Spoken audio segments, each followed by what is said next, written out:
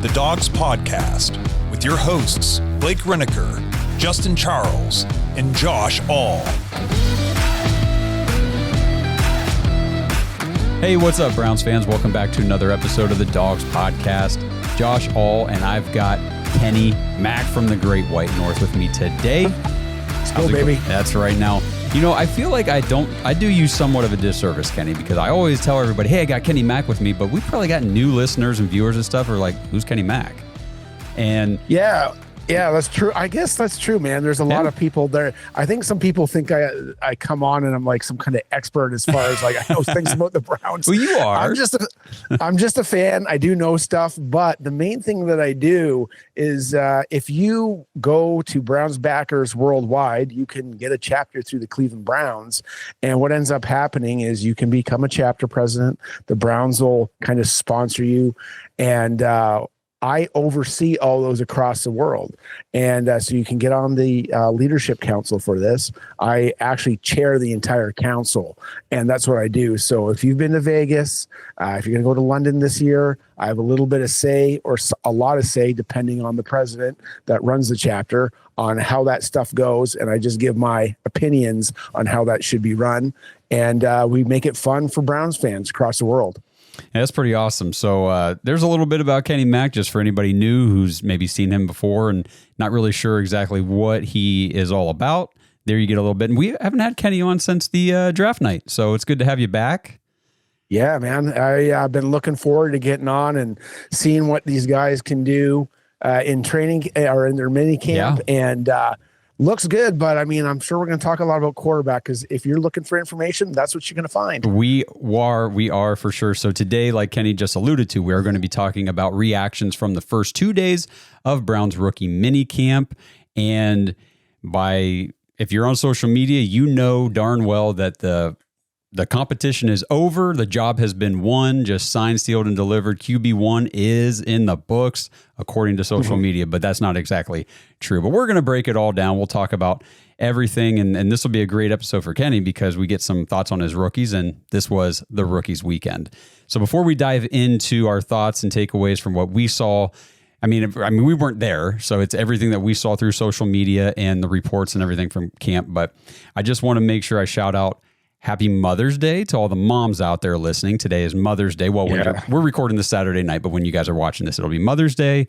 And just want to give props to everybody out there, because I know my wife is incredible mom. I had an incredible mom, and you know, if you guys, moms run the world. They really do. I'd be lost without the mothers in my life. So, oh yeah, absolutely. I totally agree.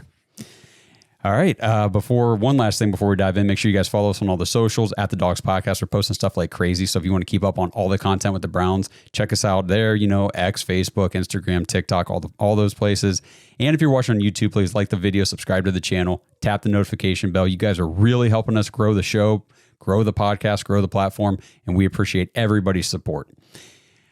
Okay, so let's dive into some of the takeaways here from the rookie minicamp, and let's table as much quarterback stuff as we can toward the end, because obviously that's the meat and potatoes. That's what everybody's here for. So if you want to hear it, you got to listen through everything else, or just skip forward, I guess. But we'll just kind of touch on some of these other guys. So number 5 overall pick, Mason Graham, big boy. You know, he looks like he's just a lunch pail type of kid. You know, he looks like he just shows up for work. The video of him walking into the building on Thursday was funny, because you know, he gets out of the car and he's walking, he turns around, he makes sure he locks it. You know, he's hitting the clicker. He's just a dude. He just looks like an average everyday dude that you could sit down and just shoot it with. I mean, I don't know. What do you think about Mason Graham? Yeah, I'm excited to have him. I mean, obviously when we drafted him, I was a little bit selfish and I thought we were going to get Ashton Genty, but that was a pick that I wanted for me personally. If I take a look at it, and you take a look what people are saying, they're like, okay, so we missed out on Travis Hunter. We missed out on a legitimate Hall of Famer. Number one, we don't know that. Number two, you don't know if Mason Graham's he could be a Hall of Famer. He's a blue chipper. And the biggest thing with him is what I like is they've kind of been moving him around all over on the line and giving him different positions as far as maybe being in maybe some kind of NASCAR package, but we really need him against the run. And I'm happy with what I saw from him, just his overall strength. But again, like, it is tough to find information on a lot of guys because of the quarterback situation. Yeah, it really is. I mean, that is dominating social media, which is why I wanted to talk about the other guys first before we let it dominate our conversation here. Back on draft night, we, as a collective group on the show, we're not totally thrilled with the pick at 5. And what Blake said it over and over the whole night. We love the player. We just didn't love the position that was being selected because we all wanted offense. We didn't want defense right off the bat. But if you had told me ahead of time, hey, we're getting Quinshon Judkins tomorrow, I would have been way more okay with that pick of a defensive tackle at 5.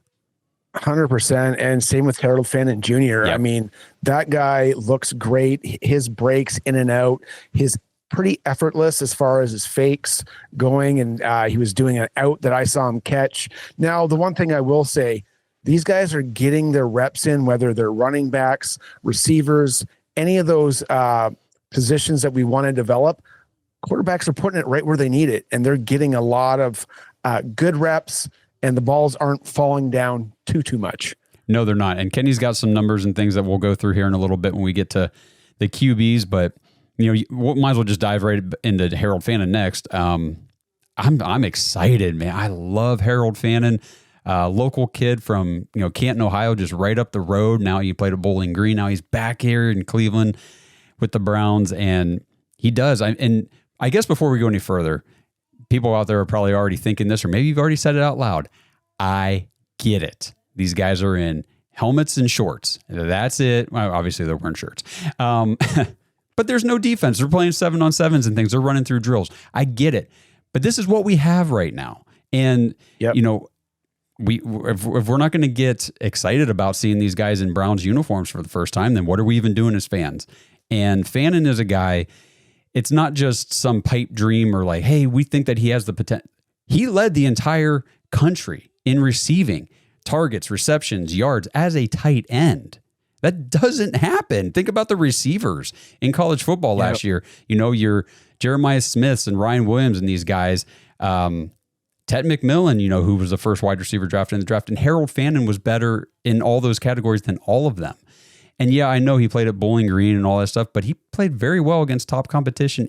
And he had like 50%. He was a 50% dominator guy. He had 50% of his team's receiving yards. It's just incredible what he's done.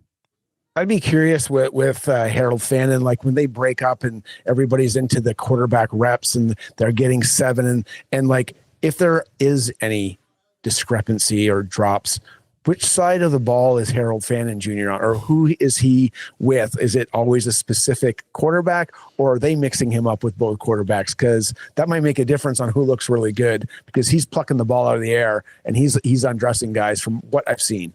Yeah, for sure. And, so they had their first 2 days on Friday and then Saturday for minicamp. Sunday will be the last day of rookie minicamp. It's closed to the media. So we're not going to be getting bombarded with all the videos and all the stuff like we have been the last 2 days. And I'm sure then as the week goes forward, Monday, Tuesday, Wednesday, and everything, we'll start getting more thorough reports about the team in general and not just one or two guys specifically. And we'll keep you guys updated with that. But as far as Harold Fannin Jr. goes, just if you listen a little bit to CBD, they were sitting there for day one. It basically fluid runner, great hands. And that's what we expect. That's what he's showing. Remember, his nickname at Bowling Green was Vacuum Hands. We talked about that in one of our episodes. Oh, Vacuum Hands. That's right. Yeah. Because he catches everything. So very, very excited to have him. Think that he's going to be a great player, probably in the slot for us, because we really don't have a slot receiver. And I think he can play that big slot, especially in this more run-focused offense I think we're probably going to get back to. Yeah, I noticed a couple fullbacks in this camp as well. Mm-hmm. I don't think we had any last year. And that's going to be interesting because we did sign a guy from Houston as well. So, that's right. So we have him. So he would be considered the starting fullback. But you did get the guy from Appalachian, which is Eli Wilson. Then we have another guy from Colorado State. His name escapes me, and I have it here somewhere. But we got that guy in. And then there's another guy. I believe he plays defensive end, but it was another linebacker like Winston Reed that also played fullback as well. So we got one of those guys in camp also. Okay, cool. Yeah, that's just exciting for the offense. And I guess we'll stick here with the offense and just talk about two of the two guys that like I said, I'm excited about Harold Fannin. But man, seeing Quinshon Judkins and Dillon Sampson out there actually running drills in, on the Browns practice field, getting me excited because, first of all, I watched Quinshon Judkins. You did too, all season as a Buckeyes fan. And to have him, he just looks the part. He looks like an NFL running back. And I'll tell you what, some people weren't too thrilled when he picked that jersey number 10. I think it looks pretty sweet on him. I was born on the 10th, so I'm good with it. I want to buy that. I'm just afraid that he'll change back to 1. That's what I'm right. Nick Chubb was 31 his rookie camp and through the summer, and then before the season he switched to 24. Yeah. To 24. Yeah. So you never know with these guys. I think if I'm going to buy a jersey, it's either going to be Schlesinger or it's going to be Fannin Jr. I think those guys will stick with their numbers. Yeah, I think so. And Fannin Jr. is still a little bit like 88 or 0. I don't know. We'll see what happens if somebody gets traded. But interest. Well, go ahead. Greg Newsome is 0. But I did read where the Browns team rules or whatever, they prohibit rookies from having single digit jersey numbers unless you're a quarterback. Non-quarterbacks and kickers and punters, but other positions you can't have a single digit number, and I didn't know that. I didn't know that either. That's good to know. Yeah. Which I think it was the Quinshon Judkins talking about getting 1, I think is where I read that. Yeah. Oh, and one thing I wanted to note about Quinshon Judkins, I don't know if you've seen it. Everybody's seen this. Shedeur Sanders, nice little flat pass to Quinshon, and man, did he ever pluck that out of the air? Yeah, I saw that. So fluid out of the backfield. And again, like I know this, I've watched him, but just watching him just go through the motions where it's not really game, it's practice. Like I don't want to be Allen Iverson here in practice, not the game I love, but he just looks so fluid doing it, and I think he's going to be an asset out of the backfield. And man, I hate that's what's happening to Nick Chubb, but we got 2 guys out of the backfield that can catch the ball well. Nick Chubb was in the game. You're pretty much set on him running, but we'll see what happens for the rest of this year with these guys. Yeah, I think I'm glad you said that because we should have maybe done some updates at the beginning of this too. I mean, it did come out the other day. Andrew Berry did an interview on 92.3 The Fan with Ken Carman and them, and said, it's looking increasingly unlikely that Nick Chubb will be back with the Browns. So we've been talking about that for a while. It sucks, but there really just is not a role for Nick Chubb on this team. Like you just mentioned with the drafting of these 2 rookies. I mean, I've told people all week, like Dillon Sampson could be a lead back for an NFL team. I really do think so. I mean, he's a little smaller. He would need offset by somebody else in the backfield, but this is perfect. He gets Quinshon Judkins, and we saw what Judkins did in an offset role with Travion Henderson. I think the pairing was very well done by the Browns. It's thunder and lightning. It's a fantastic pairing. You can't pass that up, especially for the value you got Sampson at. And the big thing is with Nick Chubb, I love him, and this is no disrespect to him, but the Bears are the only other team that what we hear are pursuing him. Nobody else is. And there's a certain thing that happens to running backs. There's the 30-year-old mark. There's the consecutive injuries. And I just hope that he catches on and has a good role somewhere because I always will cheer for that dude. Yeah, I would love to see him pile up some more yards on his career total over the next several years. I hope that his career is not close to being over. I hope that there's more there for him. It just, unfortunately, is not going to be with the Browns, but 100%. So that's a good bit about those 2. And then obviously Carson Schlesinger looks great on the field. I mean, I guess when you look at these linebackers, you can kind of read their stats and you're like, okay, so he's 6'2", 245. You kind of see him in a presser here or at the combine. It's like, okay, he might be a little bit undersized. The dude puts on a helmet and gets out on the field. He looks pretty thick, man. Like he's a big kid. Yeah, both him and Graham have tree trunks for legs. Yeah. They are, I bet you those guys get after it and with squats, and they can push some people around. I saw a couple comments that people are like, oh, he's the next Luke Kuechly. I think you might want to dial that back a bit. Kuechly just came out. He was a number 9 overall pick, and he had a ton of production. That being said, you might want to equate it more to like a Clay Matthews Jr., not the same position, okay? What you're talking about is a guy that kind of like was a special teams guy and then just popped that senior year and then had a hell of a career. And that's what I'm hoping for him. He popped his senior year, played special teams, and then we're just going to reap the benefits of him being a great player. So let's see what he can do. Yeah, he had an interception today. He picked off Dillon Gabriel in, what was it, 7-on-7s or? Yeah, I think it was 7-on-7.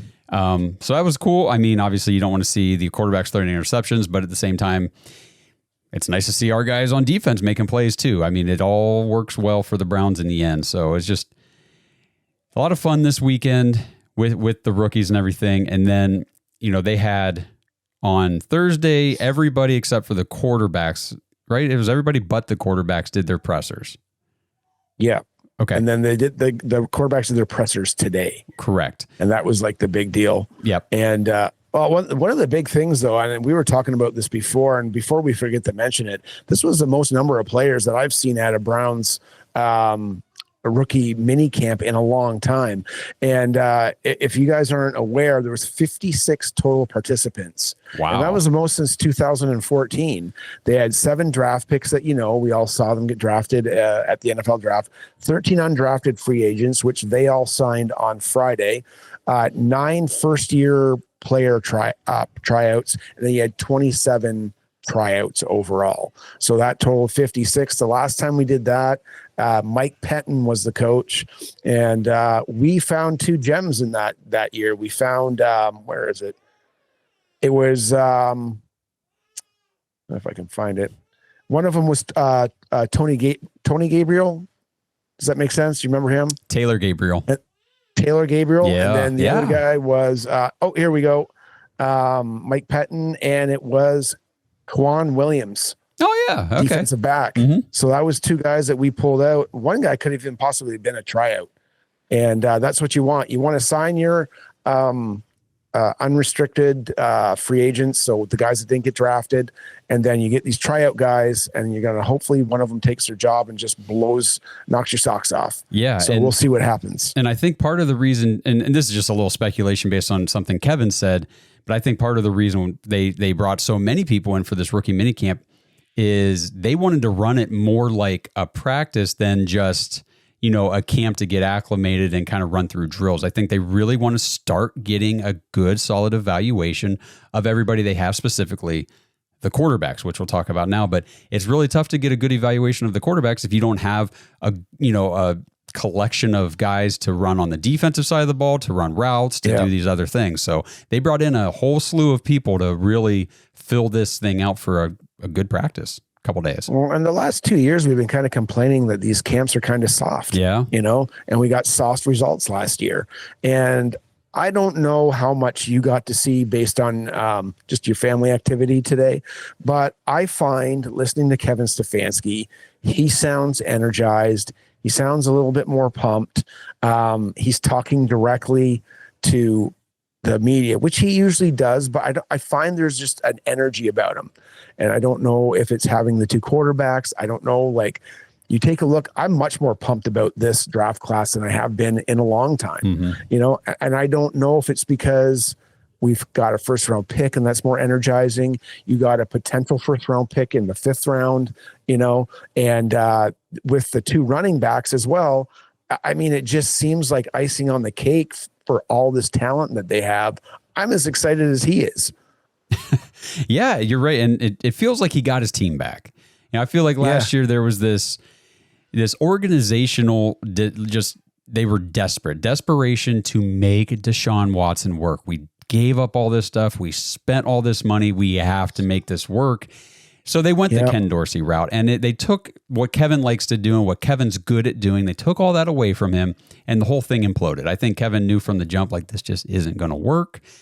And he was a defeated man. I mean, it was a defeated team. You're right. The whole team, the body language was bad all season. It is a different vibe right now. And I do think that having these, and it's not just Shedeur, I think having both these quarterbacks on the team is great because as we know, as we've talked about, Dillon Gabriel was the Browns' number 2 ranked quarterback in the draft right after Cam Ward. So that was their guy. They spent a ton of time with him throughout the process that we didn't know about. If you watch, like Justin mentioned on the last episode, you watched the draft call to Gabriel. They were saying hi to his family. Everybody was there. Yep. They knew the family. They'd met them. Like, you could tell they'd spent a ton of time together. So Kevin's excited to have his guy. Gabriel's his guy.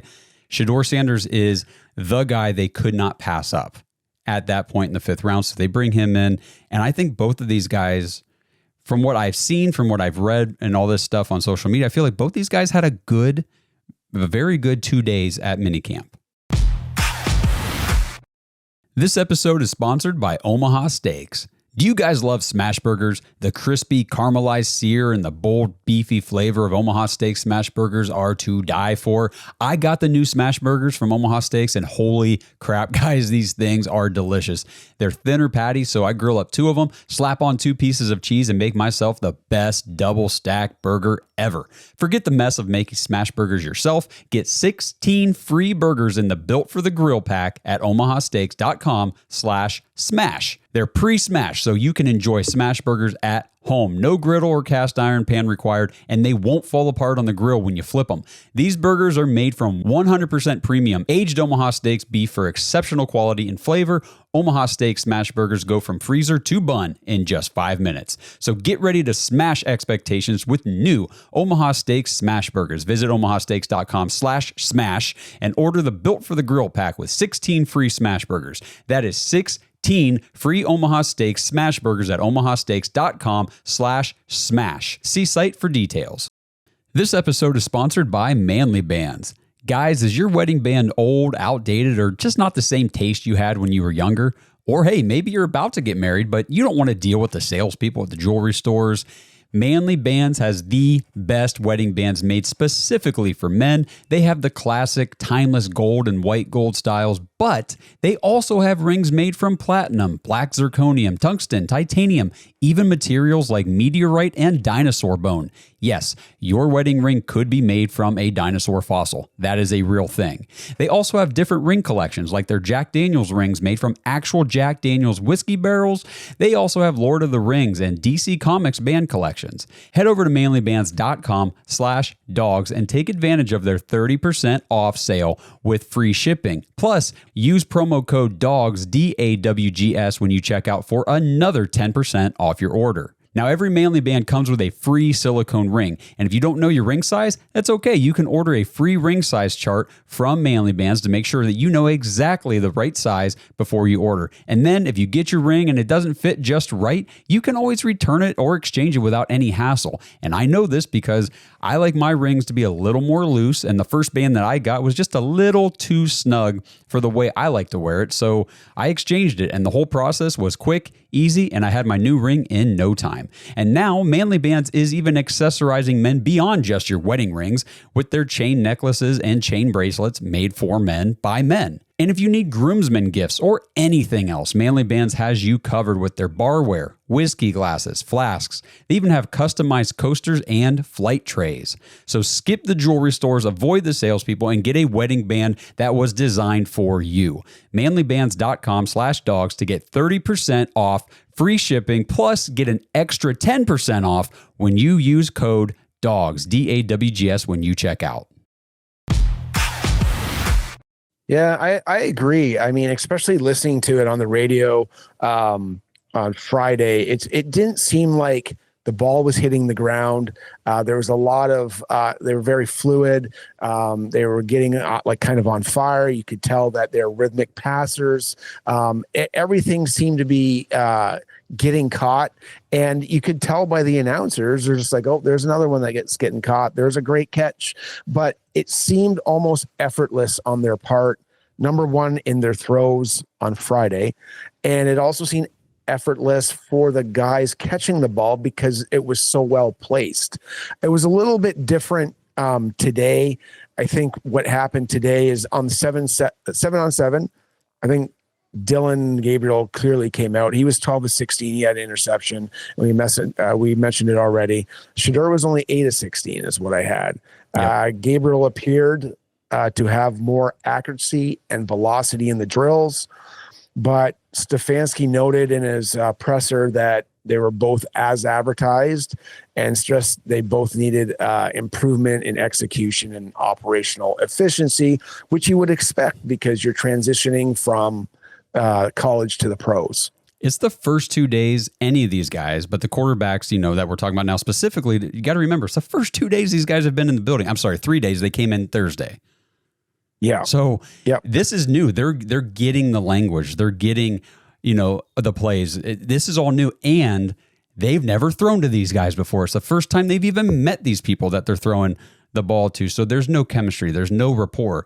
So I see people on social media like, oh, that was a poorly placed throw. He should have put it here. The guy had to reach back for this or reach out for that. There's no timing with these guys. This is just like the Senior Bowl. We talked about that in the Senior Bowl week. These guys show up and it's like, go out there and start practicing. And it's like, well, I have no idea who this guy is. I've never met him before. I don't know his cadence. I don't know his routes. I don't know his nuances. I don't know his body language. And they're learning. So for them to come out and get the glowing reports that they have the last 2 days, I think is really encouraging. Yeah, I mean, Stefanski said it was the first thing he said in his presser today. He said, no player is a finished product, right? They're all there to develop, and development is the key thing over evaluation is what he said. They want to teach tempo and gradual installs. So as they're going, you're gradually installing, you may make more mistakes, and you got to have those mental reps to focus when you're not actually playing. So when they're dividing up their actual playtime, he really liked the fact, and he mentioned this about everybody: coachable, detail oriented, and competitive. And when that's when he started talking about the players like that, I'm like, man, this guy, he's really having fun. He noted that it was a 90-minute practice today. They got their money's worth, he said. So all the players that were invited to this camp are doing well, and they're participating, which is good. He did praise the guy from Manor, and I can't remember what his name is. Luke He played for Kent State. Luke Floria. Yeah, he mentioned him. And then final thoughts that he gave, they've put on their helmets and they're ready to start working. So that's good.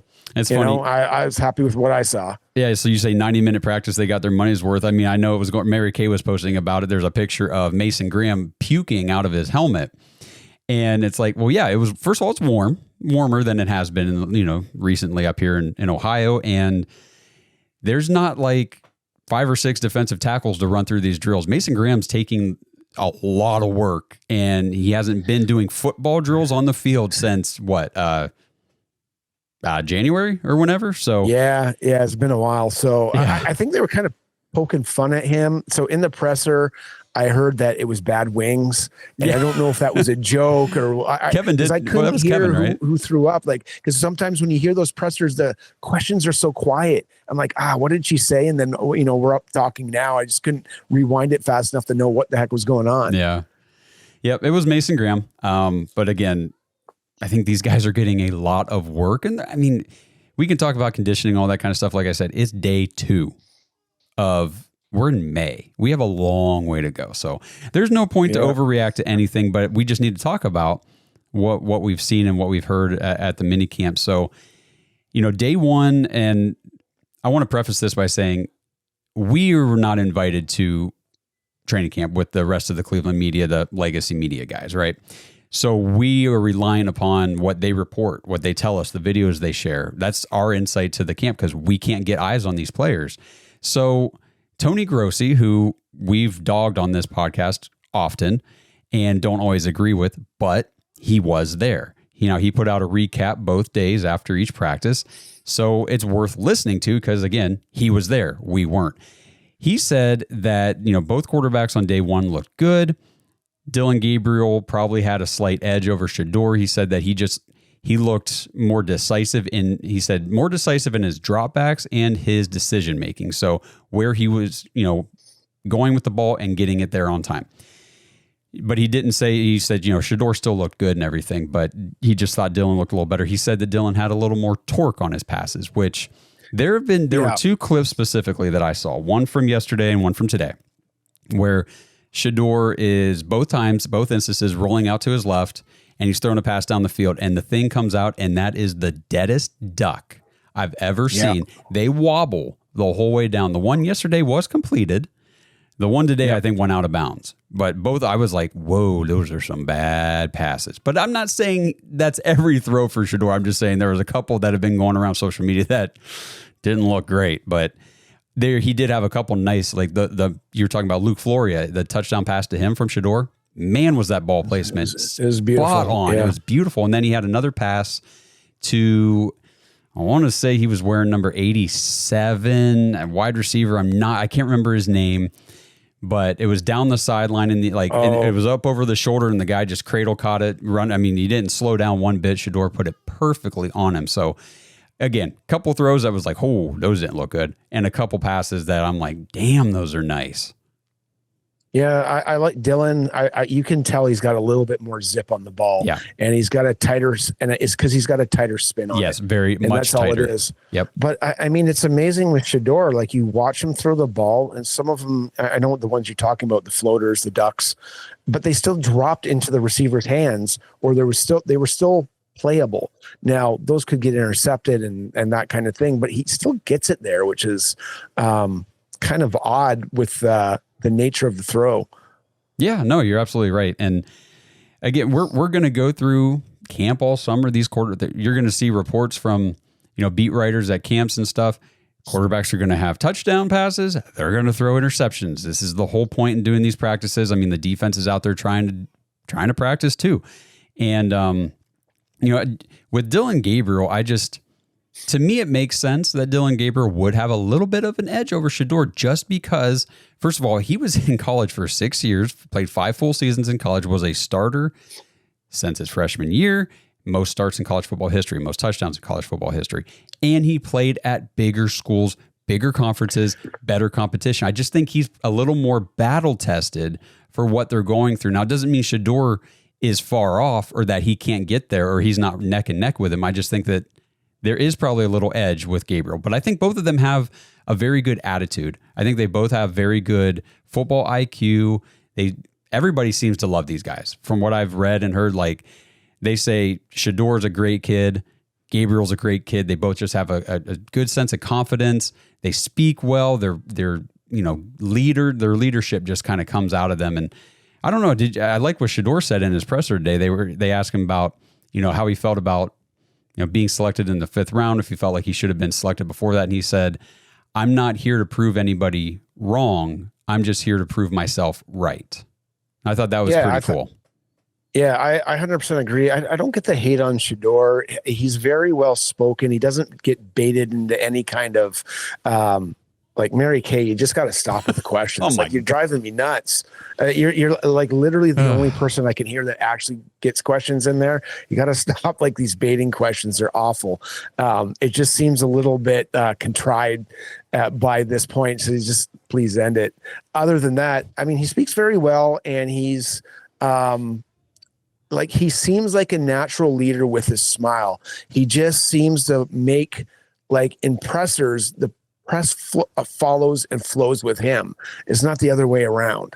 And he just has that probably from his days with his dad or whatever. Sure. But I think he's kind of just a natural leader just with the way he speaks. And I think he's really going to fit in well with veterans. If you take a look at Gabriel, I think he's very to the point. He's a straight shooter. And he doesn't get overly emotional. They asked him, because a lot of I found a lot of his press conferences are like, well, what do you think of Shedeur? Or how Shedeur was, rated this, and he's here, but he's got more followers than you, and he has more, social media than you. And he's like, I don't care. I'm here for football. Right. You know what I mean?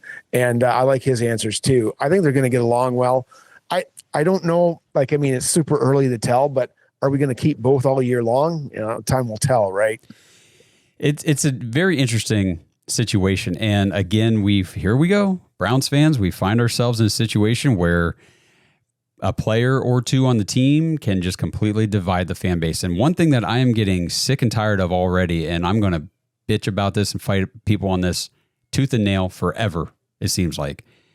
Just because I post something positive about Dillon Gabriel does not mean I hate Shedeur Sanders. And just because I post something about Shedeur does not mean I hate Dillon Gabriel. I actually believe that it's okay to support both rookie quarterbacks. I want them both to be successful, because if they are, then the Browns will be successful. If neither of them are successful, that sucks. I'm rooting for both these kids. I don't care which one ends up beating the other one out on the depth chart, just as long as somebody does. That's all I want. I want a quarterback. I don't care which one it is. Yeah, just make the game fun for me, man. Last year wasn't fun. I don't want to see 15.3 points a game. I want to see 27. I want to see 35. Just roll the teams over. Somebody pass to open guys. Stefanski can scheme them open. They'll be there. Yep. And you got some great running backs. Let's go offensive line. You're the key. Let's go. Absolutely. And one last thing about Gabriel's presser. I don't know. So did you watch him or did you listen? I watched him. Did you see the reporter after his presser who did like one of the most disrespectful things I've ever seen? Oh, so there was a size comparison. Yeah. I couldn't I don't get that. And I don't get why Tony Grossi's still there. He's literally used the word midget like 3 times. He got fired from another job. It's like, hey man, just get over the height thing. So it's disrespectful. 5'11" is not a little person, right? Like, I don't get why he's still there. Like, he just makes brash statements and nobody does anything about it. Well, and I don't know who the media guy was. I don't know what his role is or whatever, but Gabriel steps off this. And I'm going to be a little mean here, but it's because I was really put off by what this guy did. This fat, overweight, just slob looking report. He's got a media pass on or whatever, gets up there behind the podium and he looks off to the side and he says, "I'm taller than him." And then he looks back out at the crowd and he says, "I'm taller than him." And I'm like, you're a fucking dick, dude. What did Dillon Gabriel do to deserve that kind of disrespect? It's the kid's first ever press conference as an NFL player. And you get up and act like that. I mean, the Cleveland media gets a bad rap and it's because of shit like that. I saw that and I thought, what? This guy should have all access to the team revoked. You shouldn't be allowed around any of the players. You shouldn't be allowed to talk about the Browns if that's how you're going to be. That was ridiculous. It means nothing. You know what? This dude's taller probably than Russell Wilson. He is. He's probably taller than Drew Brees. These guys, get it done if they can get it done. The size thing just blows my mind, like you said. I mean, if you can play ball, you can play ball. Russell Wilson didn't care that he was 5'10". He came out and he played ball and he beat out the highest paid free agent that offseason in Matt Flynn and became the starter from day one. And I was texting Blake and Justin over the weekend, and there was a picture of Dillon Gabriel with Justin Herbert and who was it, Tyler Shuck or somebody, whatever, the Oregon quarterbacks at one point. And Dillon Gabriel obviously way shorter. But I'm like, well, I mean, Justin Herbert's 6'6". He's going to make anybody look small. And Blake was like, yeah, but when you see it like this, it just kind of makes you, he's really short. And I sent him a picture last year in training camp of Justin Fields standing right next to Russell Wilson. And Justin Fields is 6'3", mind you, not 6'6", 6'3", and he towers over Russell Wilson. But when you watch Russell Wilson on the football field, you're not like, wow, it's a short quarterback. He can play football. Yeah, and it doesn't matter if a short quarterback is going to win you a Super Bowl, you'll take the Super Bowl. You're not going to be too worried about it. Yeah. So let the kid play. Let him thrive. And what I keep saying about the height thing is, it might be different for fans to be like, oh wow, that 5'11" quarterback that's different than having like a 6. I mean, Deshaun Watson was 6'2". It's not like he was 6'7" or anything. By the way, I saw Brock Osweiler suck at football and he was 6'8". So height's not everything. And Dillon Gabriel played at Oklahoma and Oregon with future NFL linemen and defenses coming at him. And he's played his entire, college football career at 5'11". He knows how to play at that height. It's not new to him. Yeah. Yeah. And I mean, with Gabriel, I'm sure he's got a little bit, he knows how to throw around people. He knows how to do that. He's got, like you said, 60 plus games under his belt. He succeeded at the best level he could be at, and now he's at the next level. Let's see what he can do. Absolutely. So like I said, I'll just reiterate, rooting for both these kids. Shedeur, since he has been here, has done a lot of great things. He's made a great impression on the community. He says all the right things. And I'm excited to see how the competition plays out, because I think both guys do have a very legitimate shot of starting games this year, maybe even starting week 1, because they're both very well experienced throughout college. And I think they're more ready for the NFL than other quarterbacks would be. Yeah. Oh, I would say, I think people want that, and I think it can happen. I just really like the athletic nature of Gabriel. He just seems to be handpicked for what Stefanski wants, a mass processor of information that's accurate and uses his athletic skills to make things happen. Yeah. It just seems like it's meant to be. But again, we're 2 practices into this. Like, we'll see what happens. Right. And I mean, I guess one other thing, I hate having to always say this. I don't want people to think I'm like dumping on either one of these guys. I'm just telling you what I saw, but there was a play where Shedeur, there was a little bit of pressure, and rather than stepping up in the pocket or anything, he did the drift back a few steps, and then he kind of floated one out there, and that was one of the ducks. But that's just one of those things that I watched a lot of Shedeur Sanders tape from college. Okay. Like I actually watched the film and stuff. That's one of the biggest knocks on him, was the drifting back and back and back in the pocket, led to a ton of sacks. It is a major concern. And it's just, and like I said, it's day 2 of practice. These guys are still going to have bad habits from college because they haven't had a chance to correct those things yet. Just something to keep an eye on, something that I will be watching and saying, that's something I want to see him overcome and correct. Yeah, absolutely. I mean, it's tough if you had 40 games of your interior 3 not being at where they needed to be. I can tell you that our guys will be. Our interior 3 will be fantastic. You can step into your throws, and that maybe he was getting the same vibe from the guys in front of him, just in shorts, but we'll see what happens. He knows he's got to be better. He's not fooling anybody. The first thing he'll tell you, I got to get better. Yeah. And him and the coach are on the same page. I love that, because neither of these guys think that they're better than the other guy, or that they're, they've got something locked up, or they're entitled to anything. They're here to work. And all 7 of these draft picks and all these UDFAs, I'm excited for a lot of these guys. I'm excited for the McMillan kid out of, oh boy, I'm losing. Where did we sign the safety? Pittsburgh. Yeah, out of Pitt. That's right. I'm excited for him. I think that there could be some more hidden gems in this UDFA class too. So we'll have. I got one for you, actually. It's Lamarian James. He started off at Old Dominion. He is a TCU transfer. Check this out. So this guy, 2024, he had 14 pass breakups, 1 interception. He blocked a field goal, and he had 35 tackles. Plus, he's got 2 career returns for touchdowns. He's got a 4.35 under his belt at his pro day, supposedly. And this guy's twitchy, explosive, and obviously, what I just said, he's a return weapon. He just needs to refine his press technique. He's a little bit small for that. 180 with your press technique, you got to have real good low. You got to be low for that. So he has a chance to upset a couple guys, maybe Miles Harden, some of the back end, but his return ability is a huge thing. And a guy that can run a 4.35, sign me up for that. I'd love to have a guy return one for us. Yeah, well, and if he can, rotate over and play some of that free safety spot, because he's listed as a cornerback, right? Lamarian James. Yep. But, we only have 2 safeties on the roster, and it's Delpit and Ronnie Hickman. So we're going to need some guys to stick, and he's got a good chance to do so. So we'll be tracking all those guys throughout the summer and everything the coming months. So make sure you guys follow us on the socials at the Dawgs Podcast everywhere.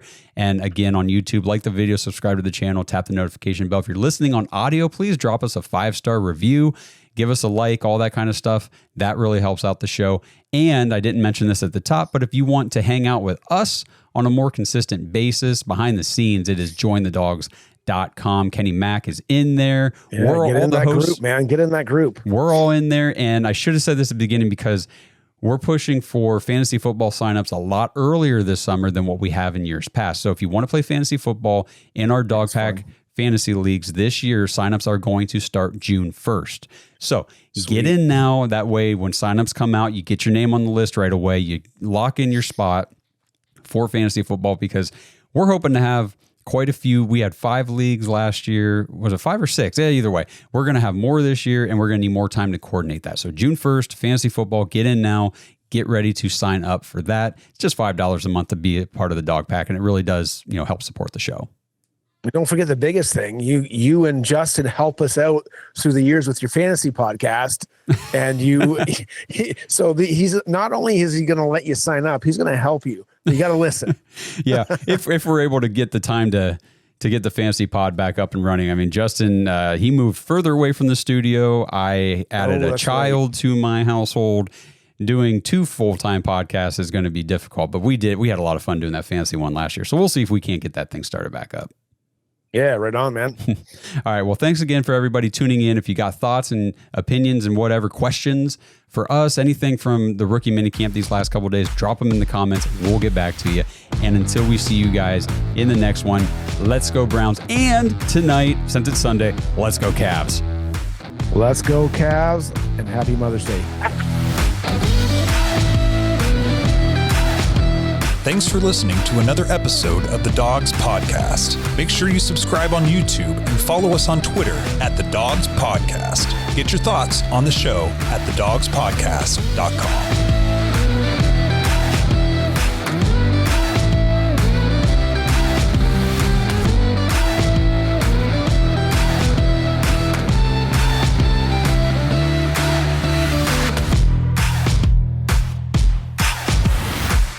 This episode is brought to you by Danger Coffee. Browns fans, we talk about how Danger Coffee is made free from mold toxins that are in 45% of the world's coffee, but that's not all that Danger Coffee has to offer. Mineral and nutrient deficiencies are a big deal. They make you feel sick, tired, stressed, and they can give you brain fog. These deficiencies negatively affect your immune system, your digestion, sleep, metabolism. Have you ever wondered why you get an initial burst from your coffee, but then you get that little crash not long after? Danger Coffee's patent-pending process remineralizes your body with more than 50 trace minerals and electrolytes, leaving you more energized, engaged, powerful. These micronutrients enter the cells to boost performance. They bind to toxins to provide detoxification support. I know that sounds like a lot, but the bottom line, guys, is minerals matter, and most of us really don't get enough of them on a daily basis. Danger Coffee delivers micronutrients, plus it gives you access to the minerals you already have. Head to dangercoffee.com, use our code DAWGS, D-A-W-G-S, for 10% off your order. And that code can be used over and over. So you get 10% off every order you make using code DAWGS. It's time to start every day off with a cup of coffee that gets you going and actually keeps you going. Dangercoffee.com, code DAWGS.